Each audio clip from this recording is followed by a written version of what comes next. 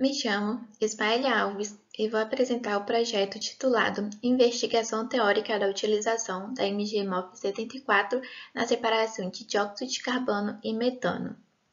Os autores deste projeto são Ismaelia Alves, da Universidade de Brasília, Dr. João Batista, da Universidade de Brasília e Dr. Nailton Rodrigues, da Universidade de Brasília. Iniciando a abordagem em estruturas metal-orgânicas, MOFs, também conhecido como polímeros de coordenação. O termo MOFs vem do inglês Metal Organic Frameworks, que são classes de estruturas porosas, formadas a partir de duas unidades. São elas a unidade orgânica e a unidade inorgânica. Os MOFs possuem propriedades como alta porosidade, grande área superficial, estabilidade química e estabilidade térmica, o que viabiliza grandes aplicações na saúde, como carregadores de fármacos, na segurança pública, em LEDs, dispositivos conversores de luz, lasers, na energia, armazenamento do gás hidrogênio, separação e purificação do gás combustível, no meio ambiente, em dissolução de pesticidas, fármacos e gases poluentes. Entre as classes dos MOFs, podemos citar a MG-MOF 74, também conhecida como CPO27, que possui ligante orgânico 2,5-dióxido 1,4-benzanoto de carboxilato, ou seja, essa unidade orgânica da MG-MOF 74, que coordena cátions metálicos bivalentes como magnésio, zinco, ferro, cobalto, cobre, níquel, para formar um MOF contendo poros hexagonais unidimensionais.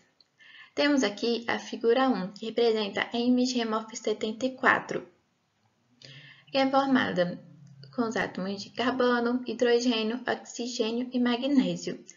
Os átomos de carbono estão representados em cinza, os átomos de hidrogênio em branco, os átomos de oxigênio em vermelho e os átomos de magnésio em verde. Os materiais porosos têm se mostrado fortes candidatos na separação e purificação do gás combustível.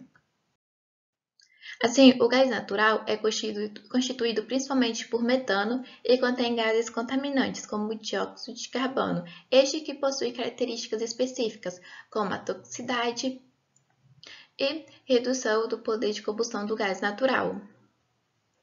Além disso, o gás natural tem o potencial de substituir o combustível à base de hidrocarbonetos existente.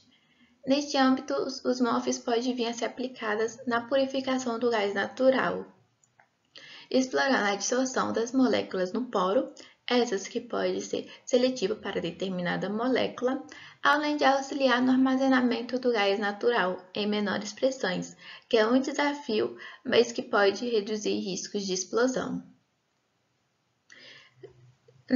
Dessa forma, este trabalho tem como objetivo mensurar a dissolução do metano e dióxido de carbono na MG-MOF 74, bem como avaliar esta MOF na separação destes gases. As metodologias utilizadas nesse trabalho foram simulações computacionais de Monte Carlo Gran Canônico e curvas de energia potencial. Dessa forma, a partir da estrutura cristalográfica da MG-MOF 74, foram obtidas isotermas de adsorção da mistura binária dos gases, por meio da simulação de Monte Carlo Gran Canônico, e as energias de interação entre os gases de diferentes partes da MG-MOF 74 foram obtidas a partir de curvas de energia de potencial. Para a simulação de Monte Carlo Gran Canônico, as isotermas de dissolução das misturas dos gases foram calculadas utilizando o programa RASPA 2.0. E as simulações foram feitas com 50.000 ciclos totais, 10.000 de equilíbrio, a proporção de 95:5 para o metano e dióxido de carbono, ou seja, 95% para o metano e 5% para o dióxido de carbono, em diferentes temperaturas de 273 Kelvin, 298 Kelvin e 323 Kelvin, com pressões variando de 0,1 a 1 bar. Para a simulação de Monte Carlo canônico, o MOF foi mantido rígida e foi utilizado para os campos de força Generic MOFs, que está contido no programa RASP. Já para os gases, foram utilizados parâmetros de Lennard-Jones. Esses parâmetros são obtidos a partir do método de Lorentz-Berthelot. E os parâmetros de Lennard-Jones descrevem as interações entre os diferentes átomos que estão contidos na tabela 1. E já as interações colômbicas foram calculadas a partir do método de Duarte. Agora para as curvas de energia potencial. Antes de falar sobre essa metodologia, queria deixar uma observação. Houve uma falha na metodologia para as energias de interação para o metano na unidade orgânica.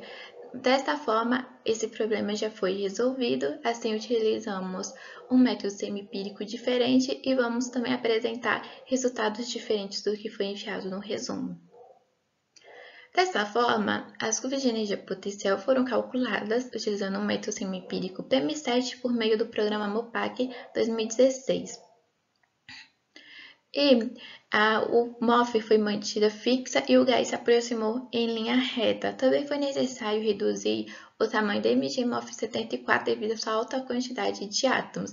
Assim, usando um modelo de cluster contendo 132 átomos para energia de interação com dióxido de carbono e metano. Assim foram obtidas energias de interação. Dos resultados, nas misturas dos gases da MG-MOF 74, temos a figura 2, que são os gráficos que representam as isotermas de adsorção para cada gás presente na mistura. O metano em vermelho e o dióxido de carbono em preto. Nas diferentes temperaturas, o gráfico A na temperatura de 273 Kelvin, gráfico B na temperatura de 298 Kelvin e gráfico C na temperatura de 323 Kelvin. Destes resultados, podemos observar que com a redução da temperatura, o dióxido de carbono passa a dissolver em quantidades muito maiores que a do metano. Já em 323 Kelvin, o gráfico C, podemos observar que a dissolução de ambos os gases é bem parecida e a menor entre todas. Já em 273 Kelvin, o gráfico a quantidade de dióxido de carbono é muito maior que a quantidade do metano, chegando a ser cerca de 10 vezes maior. Já para os resultados da energia de interação, temos a figura 3, que é o gráfico da curva de energia potencial do dióxido de carbono com as unidades orgânica em preto e a unidade inorgânica em vermelho. Assim, a energia de interação entre o dióxido de carbono e a unidade orgânica tem um valor de 3,52 kcal por mol, enquanto na unidade inorgânica tem um valor de 7,52 kcal por mol. Já para a energia de interação entre o metano e a unidade orgânica e inorgânica, temos a figura 4, que é o gráfico da curva de energia potencial do metano, com as unidades orgânica em preto e a unidade inorgânica em vermelho. Assim, a energia de interação do metano com a unidade orgânica tem um valor de 2,22 kcal por mol, enquanto na unidade inorgânica tem um valor de 9,63 kcal por mol. Aqui temos os dois gráficos, a figura 3 do gráfico da curva de energia potencial do dióxido de carbono com a unidade orgânica e inorgânica e a figura 4 com o gráfico da curva de energia potencial do metano com a unidade orgânica e inorgânica. Assim, podemos perceber que a unidade inorgânica é o sítio de adsorção preferencial para ambos os gases. Concluindo, para as misturas de metano e dióxido de carbono, foi possível observar separação eficiente quando a temperatura é de 273 Kelvin. E com a redução da temperatura, favorece majoritariamente a dissolução de dióxido de carbono. Já em relação às energias de interação, tanto para o dióxido de carbono quanto para o metano, a interação com a unidade inorgânica é preferível, por ser de maior magnitude em relação à interação com a unidade orgânica. Nós agradecemos a UNB, CAPES, CNPq, FAPTF, órgãos que financiam as pesquisas. A todos, muito obrigada.